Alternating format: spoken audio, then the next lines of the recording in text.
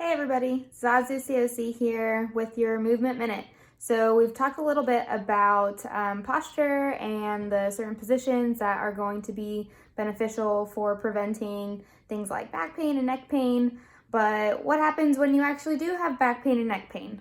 Well, I'm going to bring you a few little exercises you can do to try to help regain some tissue mobility and decrease discomfort when you end up having a little bit of neck pain. So I'm going to do a little bit of anatomy review and then we'll go into those exercises. Okay, so we are here with Steve, our human anatomy model, and we're going to zoom in on the neck and the upper quarter just to chat a little bit about some of the structures we're going to be trying to make better if we've got a little bit of neck pain, and so some of the structures that might be at play if you're having some discomfort in this area.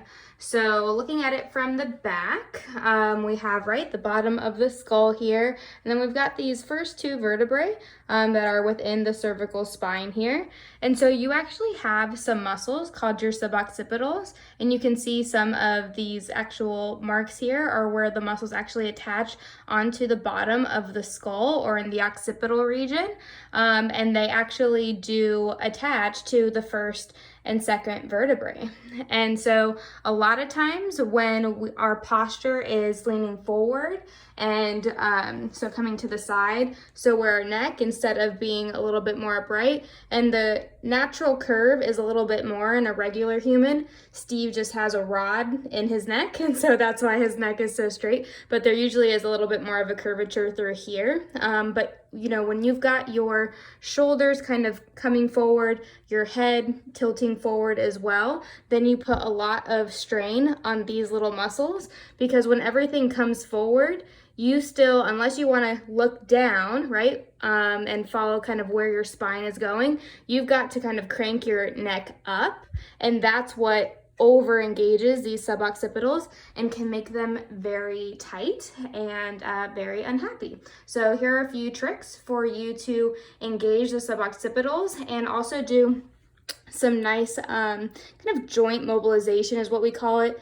through the spine to, you know, bathe the joints with synovial fluid, which is the fluid that they need to slide and glide the way that all joints should.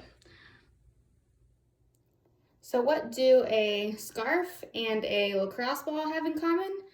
They are both tools that you can use to help gain some mobility and decrease discomfort in the suboccipital and cervical spine area, especially if things are kind of knotted up, and especially if we've been on our computers for too long, or text neck is acting up.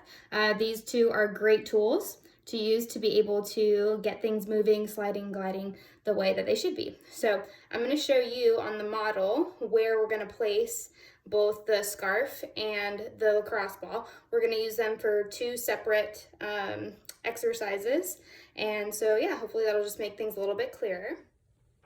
So looking at Steve from the side, where you're going to aim to use the ball is going to be right where those little muscles live. So you're basically, you're not bringing it down here, almost mid-neck.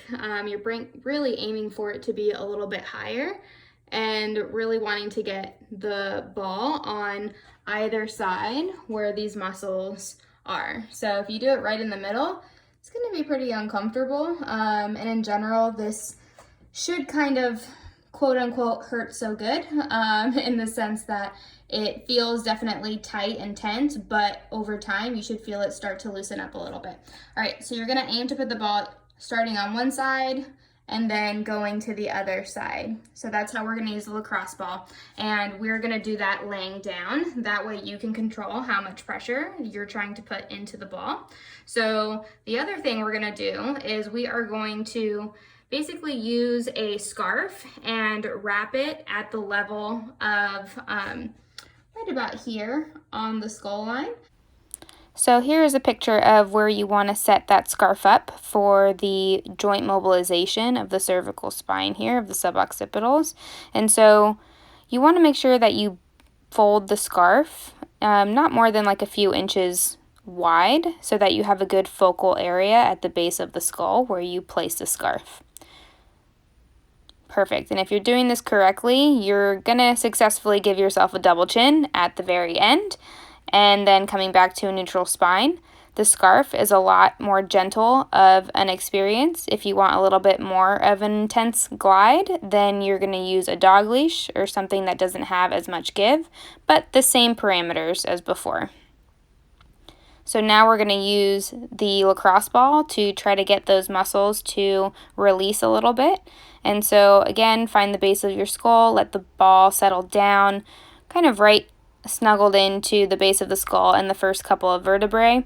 Once you do one side, you'll do the next. You want to think just nice deep breaths, relaxing those muscles into the ball, not pushing your head into the ball. And you want to hold this probably for about 2 to 3 minutes on each side, taking nice deep breaths. All right, so that's been your movement minute for the day. As always, it's been a pleasure. Let me know what you guys think. Have a great day.